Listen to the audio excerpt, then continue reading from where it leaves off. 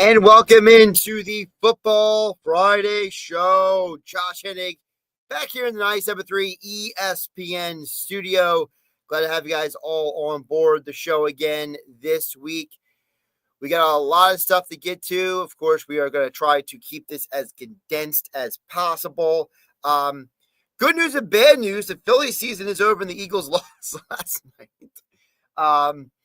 For people like me, it's very always interesting when the teams lose and then you want to have like a real conversation about why they lost. And then like a lot of people just don't want to hear it. They're just so incensed about it. But we'll get into more of that tomorrow on Hanging with Hennig on 97.3 ESPN. But for tonight, we are going to dig deep into all the picks, all the analysis I got for the games I picked for the weekend. Now, a couple of things to get to before we jump into the show, okay? Tomorrow on 97.3 ESPN, going to have a busy schedule. Frank Close from 97.3 ESPN.com. He's the Phillies insider. He'll join me tomorrow. Andy McNamara is back for another week. And then Tony Banks, Super Bowl champion quarterback. We're going to get his perspective on Jalen Hurts and the Eagles offense tomorrow. So that's item number one I wanted to hit on with everybody here. I don't know why I'm so shiny tonight. Is it just me or is the glare? You know what it is? So for those who don't know, the studio is just a mess. So probably me wearing a white hoodie is not helping either with the camera. I'm not using my regular camera right now. So, but we got a review last week because accountability. I didn't do the post this week. The bad job by me. It's just been a crazy week. It's been an absolutely nutty, crazy week. And part of the craziness of the week is I'm happy to welcome back one of the sponsors for Hanging with Hennig on 97.3 ESPN. And, of course, that is Boxing Insider Promotions, bringing their next action-packed event to Tropicana Showroom in Atlantic City on Friday, November 7th. Don't miss out on the return of undefeated super welterweight Justin Figueroa, his first fight in Atlantic City since winning his first belt this past summer. The stacked boxing card includes undefeated heavyweight Abscami high school graduate Bruce Seldon Jr., as well as rising star in the women's boxing world from South Jersey, Leah Lewandowski. Also, internationally top 10 ranked heavyweight Otto Whalen makes his return to Atlantic City. And don't miss out on all the top prospects in action on Friday, November 7th. Get your tickets now at Ticketmaster.com for the biggest boxing event of the fall season. Friday, November 7th, inside Tropicana Showroom in Atlantic City. Ticketmaster.com. Reserve your spot for the action-packed event presented by Boxing Insider Promotions at our friends Tropicana Atlantic City. So I'm looking forward to that event. Of course, I'm at all the Boxing Insider events. And, of course, Tropicana, one of the sponsors of Football Friday show and Hanging with Hennig on 97.3 ESPN. So a little collab going on there. All right. Enough time talking about all that stuff. Let's get to what happened last week, and we're going to get into what happens this week. So get my items set up. So I did a little research on my research. So not a good weekend for us last weekend. Not just because the Eagles lost, not because the Phillies lost this week, but it was actually my worst college football weekend since October 2023. It's the first time I've had a losing weekend in the picks. And if you combined the college football and NFL picks over last Football Friday, it was the first overall losing weekend that I have had since October 2022, if you add both together. So, not good. But so we're going to try to get better. I think a couple things we got to take away from what we saw in college football last week before we get to the college football this week, okay? I think number one, we have to remember that I think the biggest takeaway I had from last weekend, at least for me, is that some of the teams that we thought would be better or worse, they're not as bad or they're not as good as we thought they were. And I think that's a symbolic representation that there's way more parity in college football than there's ever been before. And I've heard the same sentiment from guys like David Pollack on the C-Ball Get Ball podcast, seen the same thing from Joel Klatt on Joel Klatt's podcast. Like, I've seen other guys who played the game at that level saying the same thing that I'm thinking and seeing. So I feel a little vindicated by that because, when you look at a game, for example, we thought Clemson, North Carolina was going to hit the under because we thought both teams would just kind of like be a rock fight. And Clemson basically said, nah, we're just going to smash North Carolina to oblivion, right? And, when you have a game like that, it kind of sets a tone that, okay, something's off here, right? Michigan, unable to cover the spread against Wisconsin. Michigan, not as good as we thought they were. Clemson, better than we thought they were. I really thought Vanderbilt, Alabama was going to be a higher scoring game. But I think that for as critical as I have been of Alabama and Kellen DeBoer has done a much better job than I ever expected this year at Alabama. He has done a good job this year. Now, they're still not great defensively. I think Vanderbilt shot themselves in the foot a lot in that game, but we didn't get that one right either. Some of the games we did get right last week, for example, we talked about UConn covering against FIU. We talked about, Penn State has not covered the spread at all this year, and then they lose outright to UCLA. I mean, I never thought they would lose to UCLA. Ton of credit to the interim coach at UCLA. What's his name? Not Grant Nussmeier. Neuheisel's kid. He's out there with the flock of hair. He's got the crazy hair flying around. Looks like he's auditioning for Miami Vice in like the 80s or something. It's absolutely wild. This is now 3 times we picked Syracuse to cover a spread, and they have. I don't know why the odds makers keep underestimating Syracuse, but hey, when the number's big enough, we'll keep knocking it. And then I would say the other game that we got that we had to touch on is the Florida State-Miami game ended up being a 6-point spread. And that's one of those games where we told you to stay away from the over-under. And we ended up being right because if you went to one, now, for example, with the Caesar Sportsbook, the game went over. But certain other sports books, it went under. So you could have been waffling each way, and that's why I would stay away from those situations. So 5-7, we're going to do better this week here on the College Football Friday show. We'll get to the NFL picks after the college football picks. That's how we do it here. And, of course, all of our numbers are being brought to you by my friends over at Caesar Sportsbook. It's the only sportsbook app with Caesar's rewards. Bet on gridiron action and earn perks on every game like hotel stays, bonus bets, game tickets, and more. Download the app using promo code Radio20X and place your first bet of $1 or more for a chance to double your winnings on your next 20 bets. Open to new users in New Jersey who are 21 or older. Max bet at $25 for boosted winnings. Max additional winnings $2,500 per bet. Profit boost tokens expire 14 days after receipt. See Caesars.com/promos for full terms. If you or someone you know has a gambling problem, please call 1-800-GAMBLER. All right, got that out of the way. All the disclaimers and stuff. There's actually one game that I forgot to put on my sheet, and I'm pulling it up right now. Make sure I have it in front of me. There we go. All right, let's get to the picks. So we don't go through every single game. I like to highlight the games that I think have either the most interest or the games that have numbers that just do not add up at all, okay? As I'm watching Rutgers somehow beating Washington 10-7. And again, another example of how college football, there's just parity everywhere. It's absolutely insane, the parity in college football right now. We are going to go back to the Alabama well. I understand that we have only gotten one pick against the spread right with Alabama this year, okay? I totally get that. We are 1-2 against the spread with Alabama. Totally get it. That's why I'm not touching the spread this week, okay? We are touching the over-under because the over-under is 51.5 for Alabama at Missouri. And let's talk about this game for a hot minute. Missouri... And I think this is insane. I did not realize this. So I started doing research on this game because I was trying to figure out why the numbers were what they were. And I found out that I didn't realize this. Missouri has not played a road game this year. Tomorrow will be their 6th home game. Think about how crazy that is. a team hasn't even gone on the road. On the road. Like, come on, man. How's that even possible? Like, who made that schedule? So, I don't even know who Missouri is.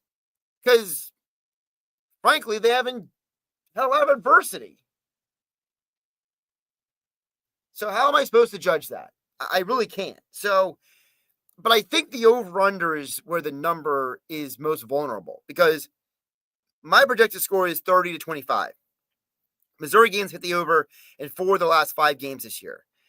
Alabama is 1-1 on the road this year. So Alabama, not a lot of road games. Missouri, no road games.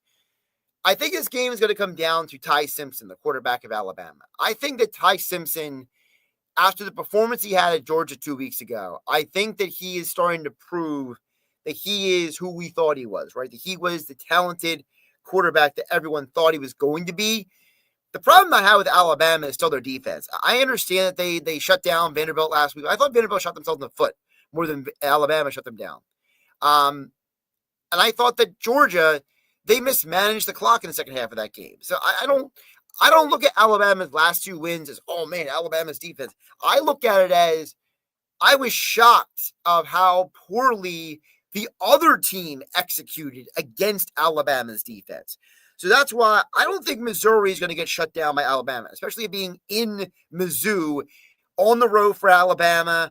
I like the over 51.5 in that game. Another high-profile game this weekend, Ohio State at Illinois. So Illinois, they are a very weird team because Illinois has 5 wins this year. But those 5 wins are nowhere on the same scale as Ohio State.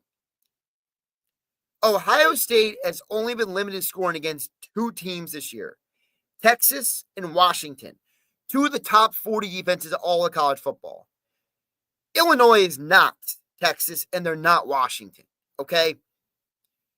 Illinois' defense, in their last 3 games, they're allowing 40 points a game against. Think about that. 40 points a game against. And remember, supposedly, again, we don't know if this is true or not, but we have been told by Lincoln Riley that because half the USC team had a stomach flu and they were all yakking before and after the game, that's why they only scored 32 points. Well, if a unhealthy USC team scored 32 points, I think Ohio State should be able to score a ton of points in this game. I think Julian Sain is kind of coming into his own. He's really finding his rhythm at this point. And my projected score for this game is 39-21 when I ran my numbers, because I think Ohio State is going to win this game decisively. I think Ohio State is out for style points. I think they're out to send a message. I think that Ohio State thinks they are the best team in college football right now. And they have a strong argument. They arguably have the defense in college football right now. So I got Ohio State covering the 14.5. I think it's going to be a statement game for Ohio State. I think they want to send a message that Illinois is not even in their world. And if you're Ohio State right now, you're looking around the Big Ten, and you're seeing a couple other teams who are doing well right now, and you got to think, how do we separate ourselves? Well, we smash people like Illinois. That's how we separate ourselves. All right, let's head down to the ACC. I'm looking at Pitt versus Florida State. Look, Florida State's defensive numbers are skewed because if you isolate Alabama, Virginia, and Miami, you realize that all 3 of those games are very different. So if you take Alabama, only allowing 17 points against Alabama team that looks way better now than they did back then, you realize the Seminoles defense, when you take out Alabama, is allowing 30 points a game against good teams on their schedule. Again, we're not factoring in the bad teams, the FCS teams, the teams that you pay $500,000 to play you, so you have a guy on your schedule. This is a Florida State team. Yes, they held Miami to 28 points. That sounds funny. But they allowed Virginia to score 46 the week before. Pitt has scored no less than 24 points in a game this year. And that 24 points was against West Virginia. So we know that Pitt has the ability to score points. I don't know if Pitt's going to win the game. My predicted score is Florida State winning 33-30. But that sounds like an over to me because the over-under is 56.5. I think it's going to be a higher scoring game. I think Florida State's the Seminoles and Tommy Castellanos and their offensive coordinator, Gus Malzahn, they want to come out here and send a statement. I think they want to tell the rest of the country that just because we lost to Miami doesn't mean we're a pushover.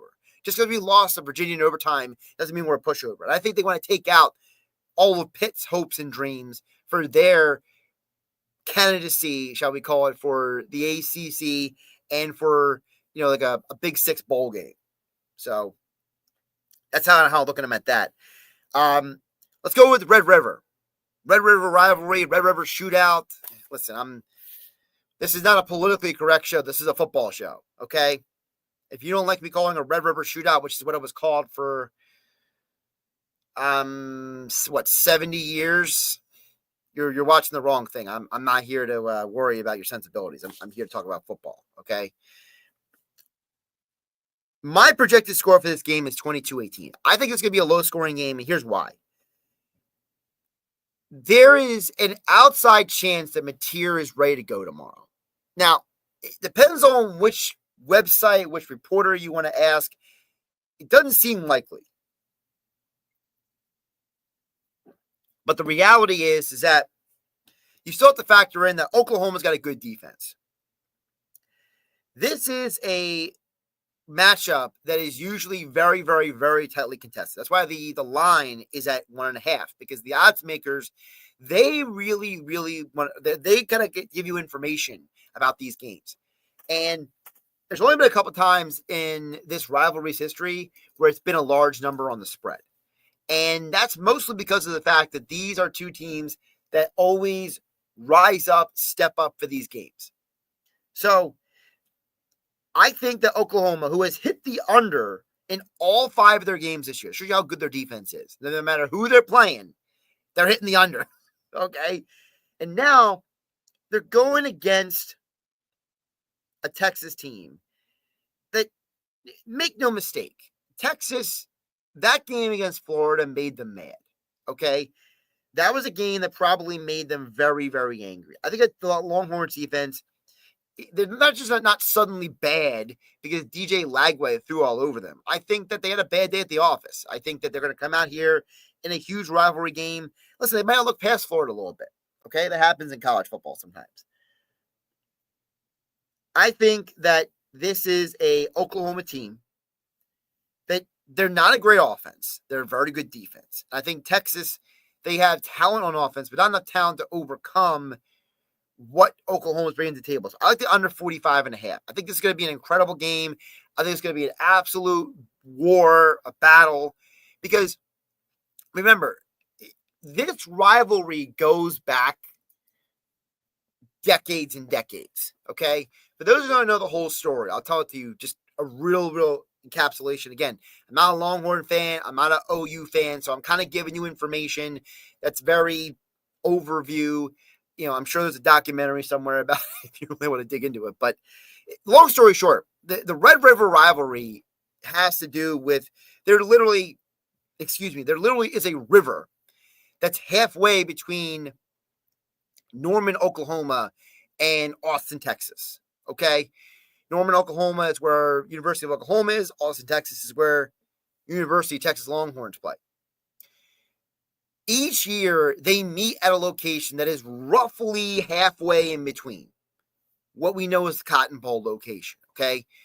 The old Cotton Bowl, before they, moved it to Jerry's World, basically. But the old Cotton Bowl stadium was legendary, that stadium, because of just the aesthetic and the vibes of like, hey, this is Oklahoma, Texas, right?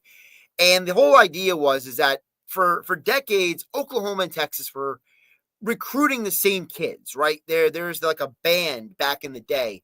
I remember Tom Osborne talked about this when he was the coach in Nebraska, right?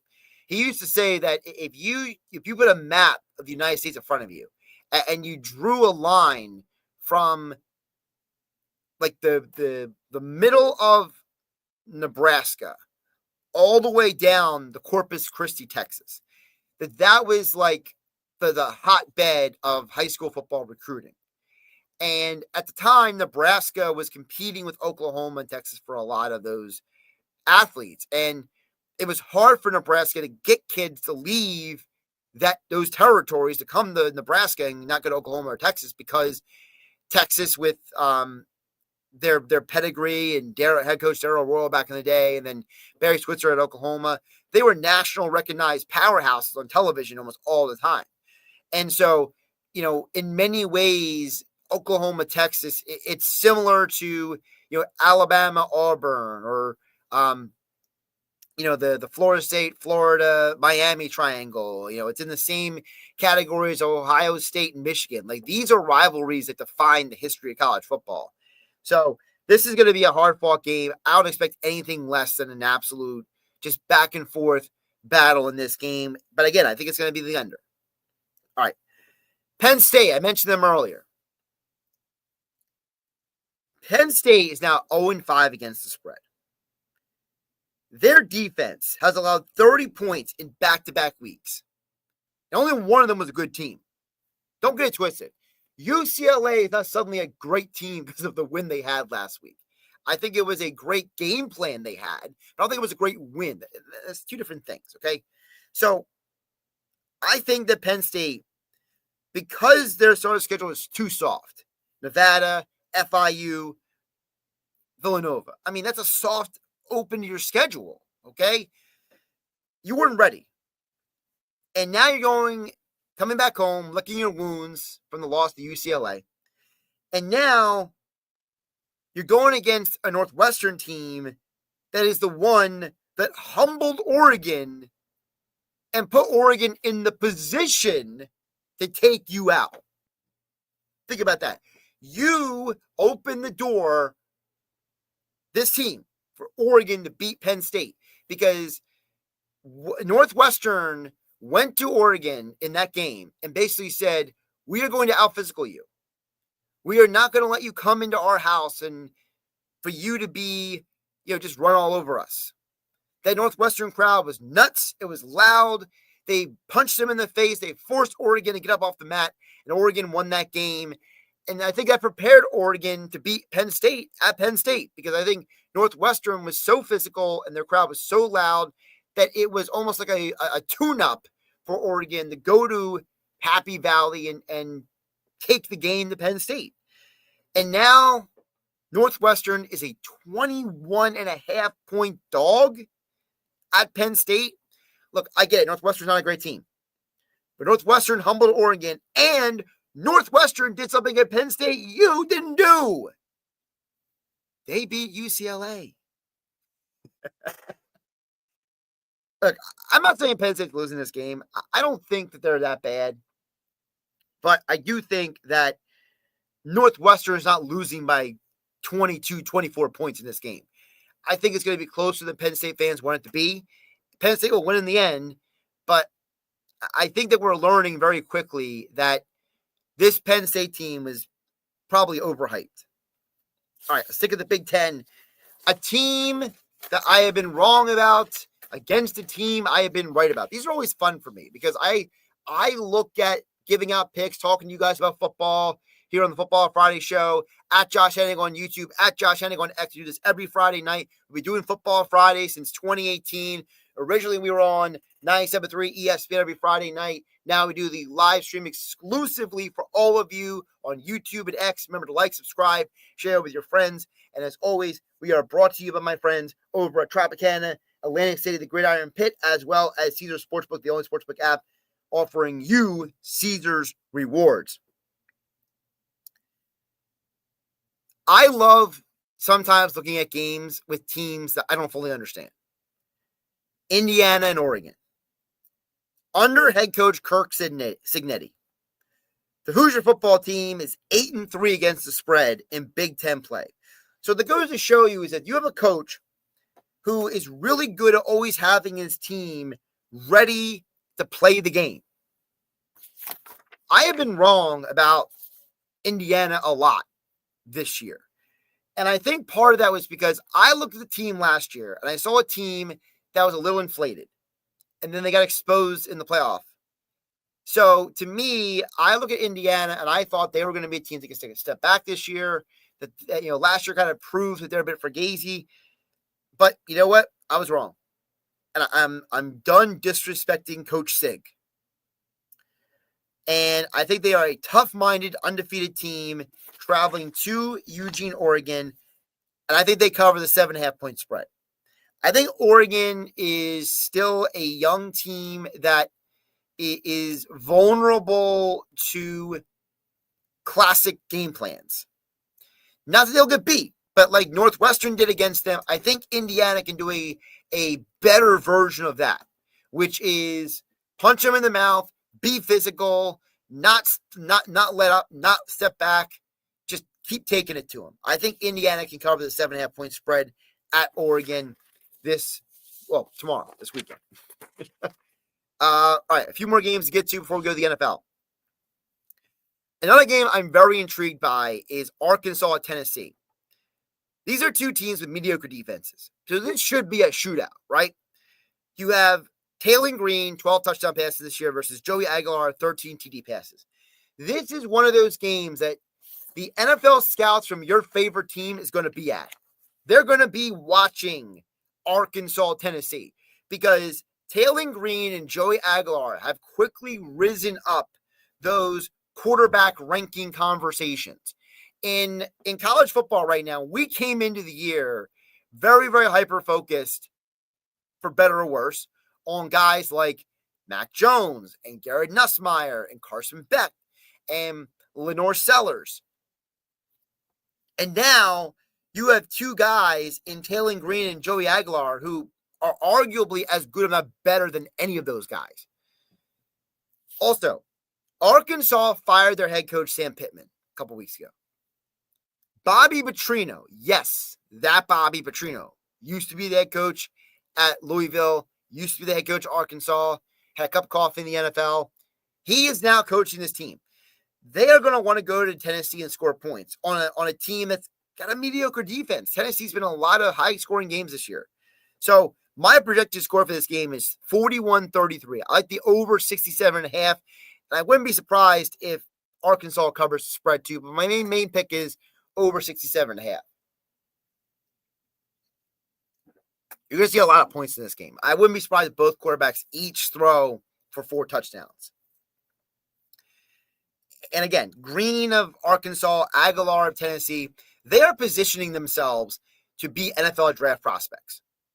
And in large part because of the success of a specific player in the NFL. You are kind of getting to the point when it comes to the NFL draft where teams are starting to realize that production is not all equal in college football. They're finally starting to understand that. So the days of a Tim Couch being drafted number 1 overall, that's gone away. Now, teams don't get every pick right. Obviously, look at the Jets. They can't get anything right. But I do think that you look at what is going on right now with a guy like Daniel Jones. He has now become the warning for a lot of teams that if you don't have the right coaching, you can't just draft the guy because of his potential. So here's what that means. What that means is that a guy like Taylor Green, who's a dynamic passer and athlete, he becomes much more viable because he, right now, is better than what Daniel Jones was years ago.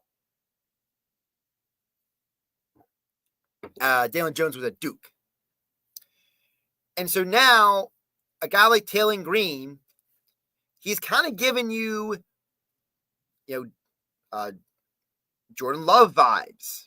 He's giving you that Sam Darnold vibe, but better than Sam Darnold, right? Maybe more like Jordan Love.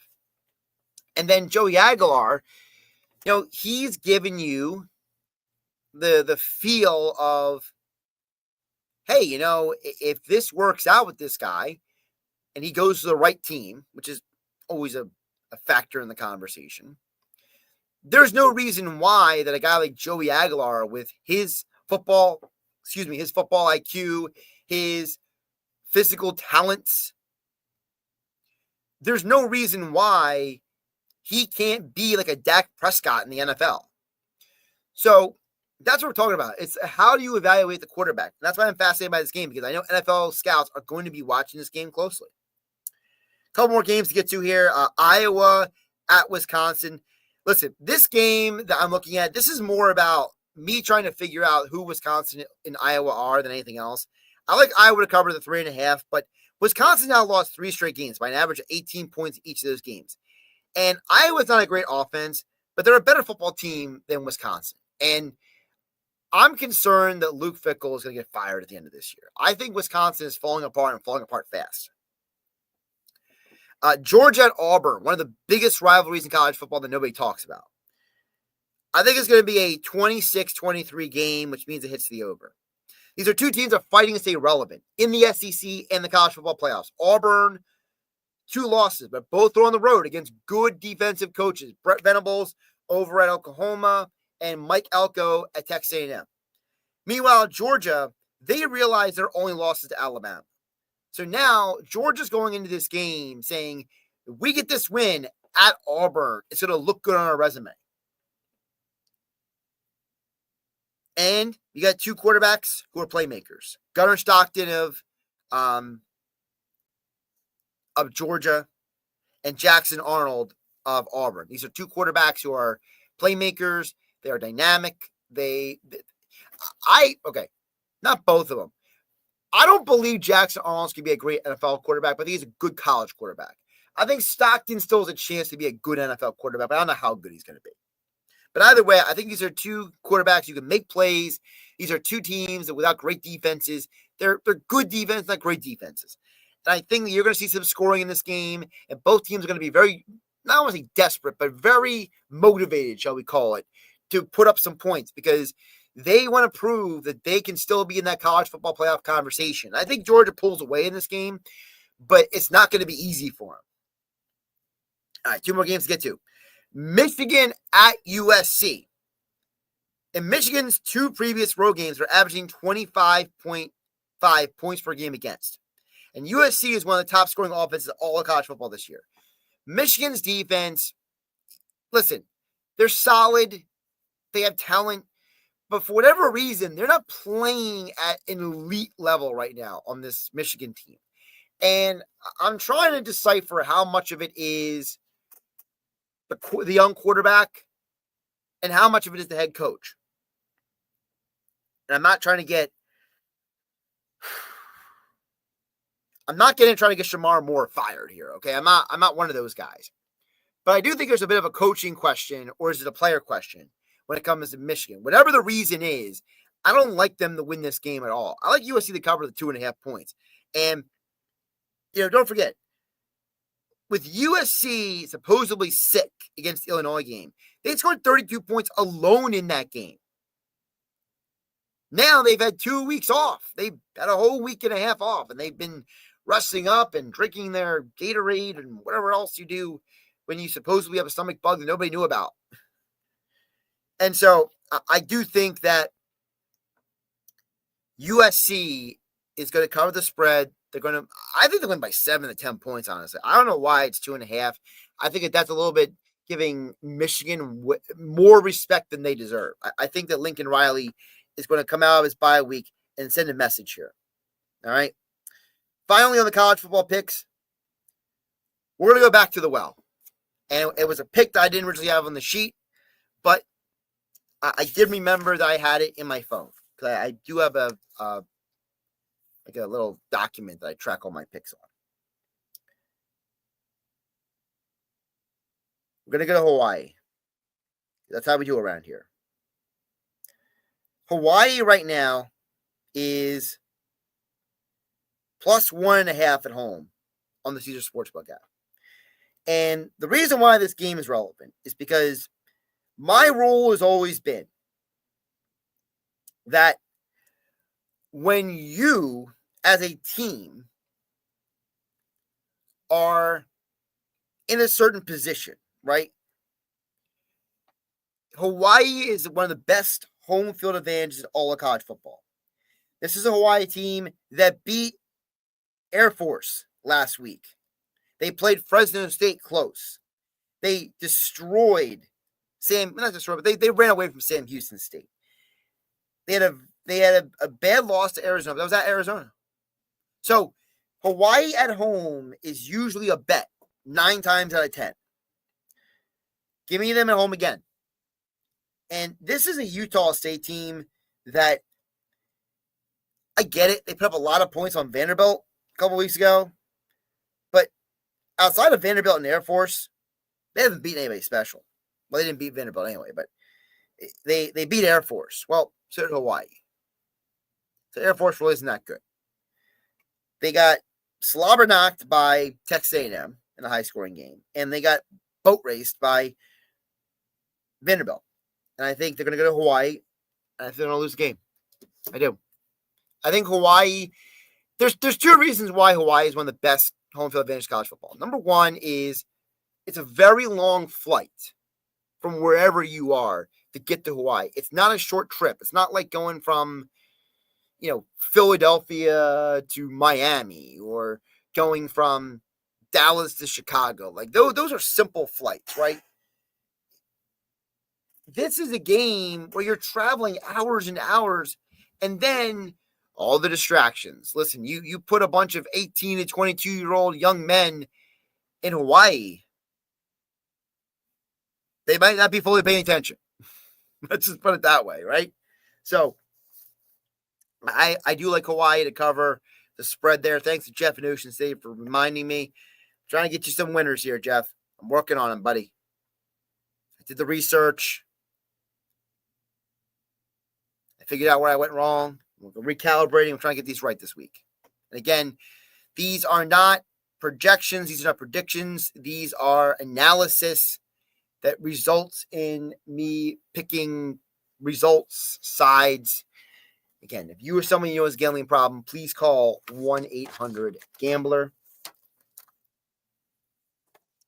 Don't forget, Tropicana Atlantic City is the place where you can go to the Gridiron Pit, powered by Caesars Sportsbook, a high-energy fan zone where blackjack meets big screens, bowl bites, and big wins. Play your hand, catch every snap, indulge in tailgate-inspired food and drinks, and spin the big wheel of prizes every Saturday and Sunday throughout football season. Gridiron Pit, where the thrill of the game meets the rush of the table, located in the Cashier's Cage.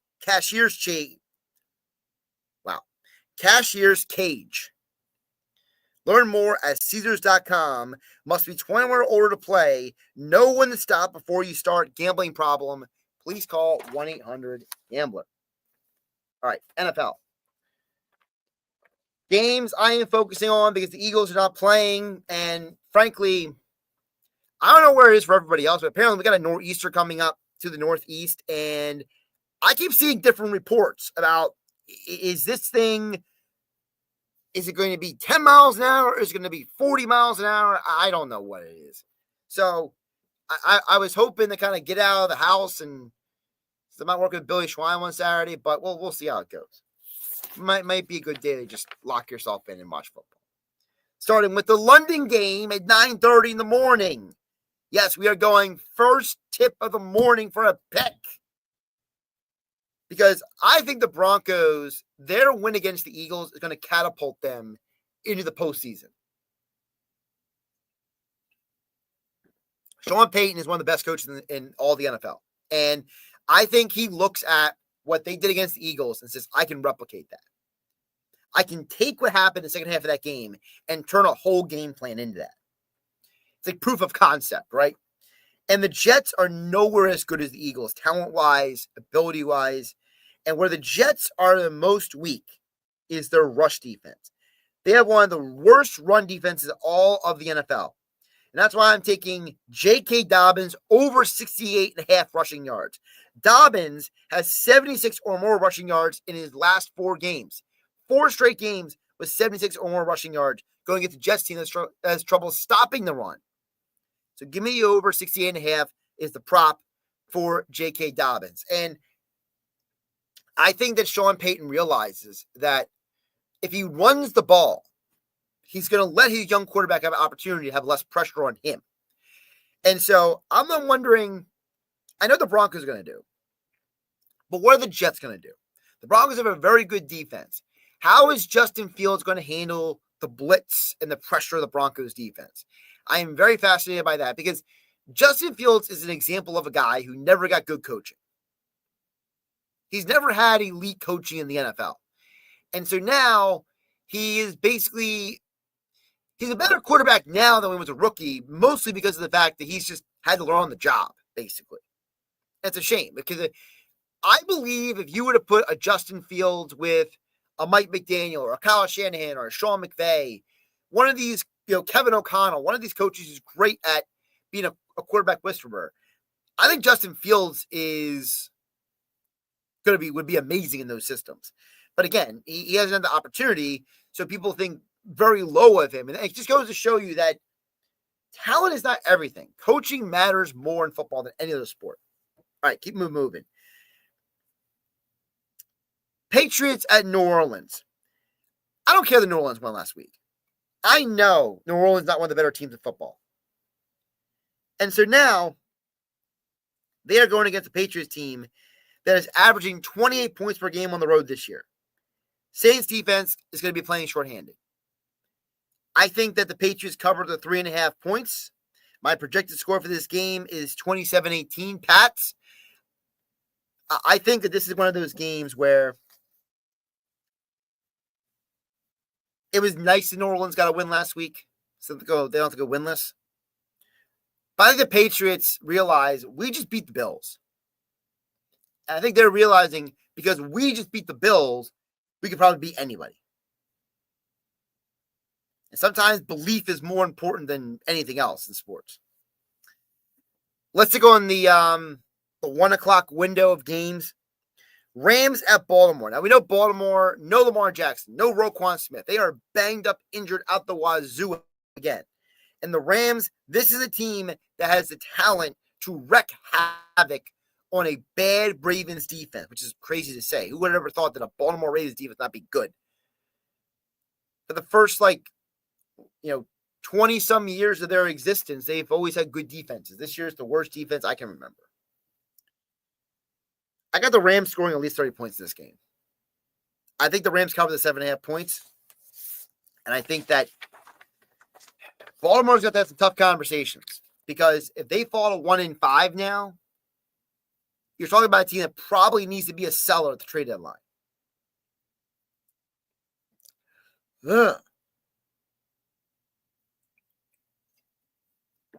I thought Baltimore was going to win the division. Now it's going to be the Steelers. And again, you can't factor in for injuries all the time. Some of it is injury related, right? Some of it is multiple defensive players being injured. Some of it is poor offensive execution. There's a lot of reasons why they're struggling right now, aside from just Lamar and Roquan Smith being out. We got a few more NFL games to get to before we get out of here. Browns at Steelers.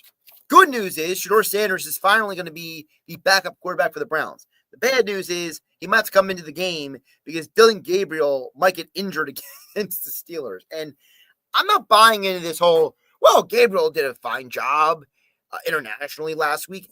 I don't care. Frankly, he got lucky on some of those passes. All right. I watched the All-22. He did not always see the open guy. I think there were a lot of times, and again, people much smarter than me are going to see the same thing I did. All right. There were times that Gabriel was staring down the receiver. There's times that Gabriel only looks one side of the field. He is not a high-level processor at the NFL level. And I wouldn't be surprised there's a scenario where he gets blasted on a blitz from behind and he has to come out of the game for a time. And here comes Shedeur Sanders, and everyone will lose their minds no matter what he does. So, I think the Steelers cover this spread. I predict this game to be 24-18. So that would cover the 5.5 points. Again, the Steelers are 10-1 overall and 8-3 against the spread when Ron Torbert is the referee. Referees matter almost as much as coaching. And also, the Steelers have film on Dylan Gabriel now. Then they know exactly what he's bringing to the table. There's no surprises. There's no, wow, we never saw that before. No, you saw it last week. So I think the Steelers get this win, and I wouldn't even be surprised if it goes the under team total 16.5 for the Browns. I wouldn't be surprised at all. A game I think is going to be higher scoring, actually, is Cowboys, Panthers, two teams that just don't play good defense. But they have the offensive talent to score a lot of points. And the Cowboys have shown you that even without CeeDee Lamb, they can score. Dak Prescott is having an MVP caliber-esque season. And let's be realistic. For as much as all of us have made fun of Bryce Young, he's played well this year. He's not played bad. He's not horrible. He's not the worst quarterback in football. Definitely far from. And, there's the whole Rico Dowdle revenge game. Cowboys love that Rico Dowdle back. For those who didn't see, Miles Sanders out for the year with an injury. So they're now down to Javonte Williams. They could use Rico Dowdle right now. They really could. But I like the over 49.5 in this game. I think there's going to be a lot of points scored. My projected score is Dallas 30, Panthers 24. So that's well over the 49.5. Cincinnati, Green Bay. I'm curious about this game because I want to know how it works to trade for a guy on Tuesday and start him on Sunday. Like, is Zach Taylor that good of a coach? Because apparently his entire tenure in Cincinnati, he's really only been able to win with Joe Burrow. And you could argue Joe Burrow is the second best quarterback in all of football? So now you're bringing in a guy in Flacco who you're just like, I don't know. Well, what is Flacco at this point? He struggled in Cleveland. He got benched for the young player. And it's a very strange decision by the Bengals because they could have called the Falcons about Kirk Cousins. They could have called some other teams about some guys. But they called the Browns against Flacco. Like, I want to know, what does Zach Johnson see in this guy? So I'm not touching Cincinnati with a 10-foot pole. But what I am touching is Romeo Doubs anytime touchdown plus 190. For whatever reason, Romeo Doubs, while he might not be the number one receiver, he seems to be the most productive receiver the last couple of years for the Packers. And we know the Bengals have a bad defense. So combination of factors, give me Romeo Doubs anytime touchdown 190. Final NFL game I got for you for the weekend, Monday Night Football. Bears, Washington, number one overall pick, Caleb Williams, picked right after him 2 years ago, was Jaden Daniels. Last year when these teams scored, it was a low-scoring game. But don't let the sloppy weather, the sloppy field, and weird circumstances deter you. That's what defined last year's game. Now, from what we understand, the nor'easter that's passing through the area will be gone before Monday Night Football. So they should be in the clear for this game offensively, which means points, and more points. Two teams that love to push the pace. They love to score, and they pretty much believe defense is optional half the game. So I think it's going to be a higher scoring game. I think Washington wins 28-24, which is over the 49.5. So those are the picks. Those are what we got for the Football Friday show. Just a couple of notes before we get out of here. Hanging with Hennig tomorrow, 12 to 3 p.m. on 97.3 ESPN FM and streaming right here on YouTube and X at Josh Hennig. We will talk about the Phillies, state of the offseason. I got some bold takes I'll give you guys tomorrow about what I think this team needs to do. Because, the more I listen to Mike Gill on the Sports Bash today and the more I listen to different people, I'm convinced that the only way the Phillies change or get better is if something specific happens this offseason. So that's going to be tomorrow. We'll also get into what is wrong with the Eagles offense. We're going to ask a former NFL quarterback, Tony Banks, Super Bowl champion, what his thoughts are on the struggles of the Eagles offense and Jalen Hurts, because I got to admit, I haven't watched the All-22 for last night's game yet, but everything I've heard is that they're predictable. So how predictable are they? Well, they keep playing in shotgun. We're going to ask Tony Banks about that as well. And then also we have our fantasy football conversation with Andy McNamara, as we do every Saturday with Hanging with Hennig on 97.3 ESPN. That's pretty much the gist of what we got going on. I want to thank all of you for watching. Please, I ask you guys, as always, like, subscribe, hit the heart, hit the like, share with your friends, subscribe to the channel. The more that you guys support what I'm doing, the more I can grow this. My hope is to do more content on here than I've been doing. Okay, I try to do what I can, and I'm not going to be able to grow this without the support of everybody. And I'm so appreciative to yesterday's Creekside Tavern tomorrow more, Tropicana Atlantic City, Climbing Performance Method, Egg Harbor Township, Boxing Insider Promotions, and Larry Goldberg. All these guys, they have really stepped up to support what I'm doing. And I'm so appreciative of everything that they have, put into this. I thank God that I can do this, because I'm so fortunate to have this job. I'm so fortunate and blessed, whatever you want to refer to it as, your verbiage. But to me, it's not luck. I believe luck is only works for those people who believe in luck, and I don't believe in luck. So I believe in a lot of things that have nothing to do with luck.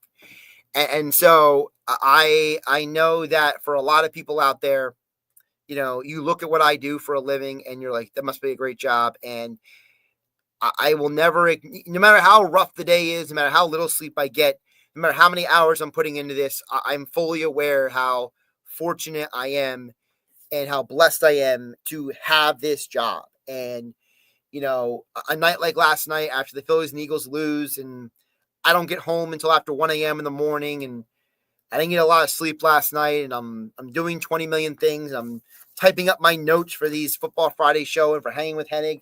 Like, it's work, and I still do my regular job in 97.3, but it's thanks to everybody who watches, who likes, who subscribes, who supports what I'm doing.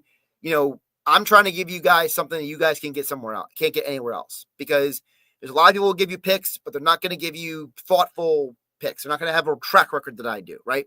There's a lot of people out there, they're going to give you takes, opinions on games, but those takes and opinions, some of them are just catered to mess with you, try to, rile something up in you. When I tell you I can't stand Nick Castellanos, I'm not telling you it to get clicks. I'm telling you because I really can't stand the guy. And I think that there's something mentally wrong with some of these guys. I'm not trying to be psychoanalytical, but like, how infuriating it is to see some of this behavior from some of these guys. Like, there's a lot of people out there who don't have the resources that these athletes do. And they're managing to get by. And some of these athletes, they're just so pampered, and they're just overgrown children, some of them. So, and it's like, in a world where people sometimes just say stuff to get attention, I'll never be that guy. And if not being that guy means that I don't have 50 million followers, well, so be it. Okay. I'm not going to live my life that way. I just can't. I hold myself to a higher standard than being somebody who says and does things just for people's reactions. Because at the end of the day, the person you hear on 97.3 ESP, the person you see here on my YouTube, on my X at Josh Hennig, it's me. You get the real me. You're not getting a caricature. You're not getting a variant. You're not getting a version. You're not getting any of that. I'll tell you guys a quick story before I get out of here. So anybody who knows me knows I'm a fan of pro wrestling, of WWE and all that stuff. But it's not for the reason everybody thinks. I've always been fascinated by the how behind how they do the moves, the athleticism, the work that goes into putting together this entertainment platform, which is what pro wrestling is, right? Because it's scripted. It's basically a high level acrobatics theater. And so one of the things I've learned over the years is that there are a lot of different, sports entertainment people, your John Cena's, your Dwayne Johnson, your different guys. Maybe not Dwayne Johnson, because Dwayne's kind of like on a different level. But, John Cena is a great example. Cody Rhodes right now is a great example. Back in the day, Stone Cold Steve Austin was a great example. Those guys hit their stride when they stopped playing a fake character and they started playing basically themselves. And so it was like when those guys started embracing who they are, that's when they started growing and being the most successful. And I got to tell you guys, whether it's, the pro wrestlers, whether it's comic books, whether it's movies, I find that I enjoy the entertainment that is closest to who the person is. Like, if you watch a Dave Chappelle comedy show, you're not watching Dave Chappelle pretending to be something else. It's him. It's him being Chappelle and, having tons of foul language and smoking a cigarette in the middle of the joke. It's who he is. And so I like authenticity. I like real. And if you're looking for someone who just screams and yells all the time or just tells you what you want to hear, I'm not your guy. But if you're looking for real, if you're looking for authentic, you're looking for somebody who's got a track record of looking at games, predicting games, analyzing games in a thoughtful and thought-provoking way, I'm your guy. By the way, what do you guys think of this hoodie? How about this hoodie, man? I mean, this is talk about being blessed. I got 2 hoodies right now that I did not buy that were given to me. This one and it's a Philly thing. They're arguably 2 of the most comfortable hoodies I've ever worn in my life. Like, I don't know about you guys, but like having a comfortable hoodie is like apex. Like, the only thing that would make it better is if I could come to work in like sweatpants. Like, if I could get away with coming into my job Monday through Friday in like the most like casual attire humanly possible. All right, I'm just rambling at this point. I got to get out of here. I got to finish work. I got to go home. I got to try to get some sleep. We got Hanging with Hennig tomorrow, 9/7/3 ESPN. Again, thanks everybody for watching. Thanks to Jeff in Ocean City for reaching out as he always does. Have a great everybody, and I'll catch you tomorrow. Hanging with Hennig, 12 3 p.m. right here on YouTube and X at Josh Hennig in the Dr. Squatch virtual studios. Click the link in my bio. Save some money on your next Dr. Squatch order. Don't forget, we'll be back tomorrow, 12 3 p.m. as well on 9/7/3 ESPN FM.